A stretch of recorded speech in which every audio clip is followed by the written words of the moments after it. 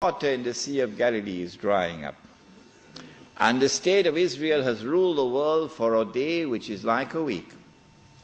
Then in Sahih Muslim we are told, a Muslim ruler will die and there will be disagreement concerning succession. And then a man is going to come out of Mecca. His name will be my name and his father's name will be my father's name, said the Prophet ﷺ. He'll have a broad forehead and a large nose, and he'll be known as Al-Mahdi.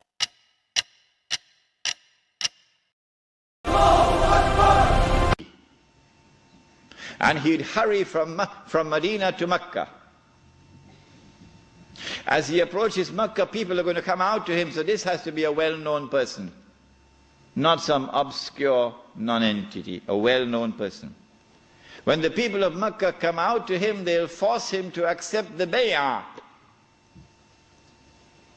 the oath of allegiance which legitimizes the leadership of the Amir al-Mu'mineen, bay'ah.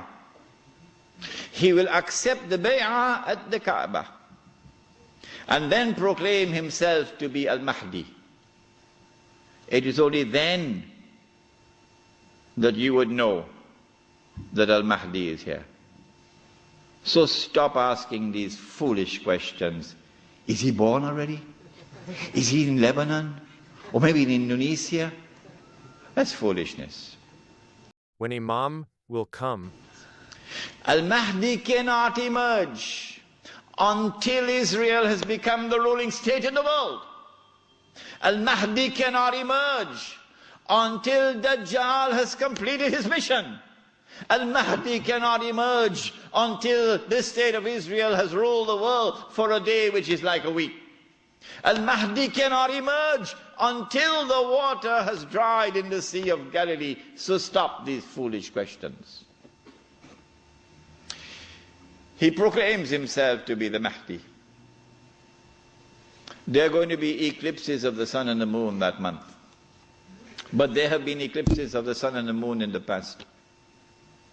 what will happen after Imam Mahdi's arrival? But after he proclaims himself Al-Mahdi, he's going to be attacked from an army, with an army from Sham. That army comes down to the south, and armies are under the control of governments. And when that army is between Medina and Mecca going down south, the earth is going to open and swallow that army. That is the sign of all signs, beyond a shadow of a doubt, validating the claim of this man that he is the Mahdi. But Mecca has never been a Shia city. Never. And Mecca will not be a Shia city at that time. And Mecca will not come out to give allegiance to a Shia. And so you have to be living on the moon to believe that the Mahdi is going to be Shia. We do not say this to embarrass the Shia, or to be uncharitable to them, or to hurt their feelings in any way. This is just factual analysis. When the earth opens and swallows that army, then on that day, those from the world of the Shia who accept him as the Mahdi and follow him are our brothers in faith. And shoulder to shoulder we'll fight to liberate the Holy Land.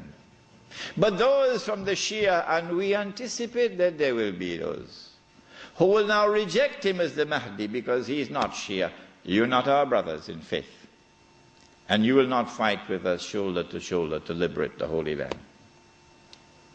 When the army is swallowed, then the Mahdi is going to be attacked by another army, and this is now an army of the Quraysh, an army of the Kalb. And remember that armies are under the control of governments. The Mahdi will defeat this army, and when an army is defeated, that is the end of Saudi Arabia. Goodbye to bad rubbish. Goodbye to bad rubbish. Let it be recorded in my book tonight. Let it be recorded in your book tonight. Goodbye to bad rubbish. the most monstrous betrayal of Islam ever committed in history, committed by those who control that stick.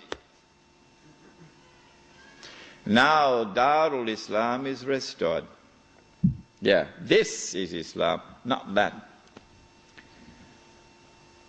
And let it be clear that there are so many Salafi Muslims in Saudi Arabia, in prison, because they too are struggling for the same thing that I am struggling, to liberate that land.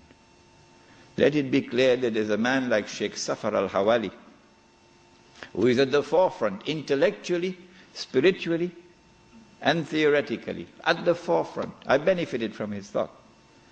And so, do not remain with this sectarian conflict and describe that masjid, Salafi masjid, this one Sunni masjid, this one Indonesian masjid, that one Malay masjid. I thought the masjid was the house of Allah. Has it changed? When Darul Islam is restored in the Arabian Peninsula, this is now the most dangerous and potent of all threats to the state of Israel. Dajjal will now attack. He's now... My dear brothers and sisters in Islam, listen closely. The hour of Imam Mahdi's arrival is upon us. The tyrants of this world, the Illuminati bloodlines and elite secret societies who pull the strings from the shadows, have flooded the earth with oppression, wars, and fitna, exactly as the hadiths warned. They fear him because he will shatter their thrones and restore Allah's justice in one night. But they cannot stop what Allah has decreed. How will you recognize him? He is Muhammad ibn Abdullah, from the pure lineage of Rasulullah, sallallahu alaihi wasallam. Tall, broad forehead, hooked nose, black banners from Khorasan will march before him. He will not beg for bay'ah. The angels and the Ummah will pledge to him in Mecca, between the Rukn and Maqam, while the earth cries out for him. False claimants will rise, funded by the same hidden hands, but the true Mahdi will fill the world with equity after it was filled with injustice. Our preparation as one Ummah? Throw away division. Fill your hearts with taqwa, salah, and sincere tawakkul. Stock knowledge, not just food. Reject their digital Dajjal system, their usury, their poison in the air and water. Stand as one body against every tyrant. Fast, give charity, and make this dua night and day. Allahumma ajil farajahu wa sahil makrajahu. The Mahdi is coming. Are you ready? Wallahi, the victory is near.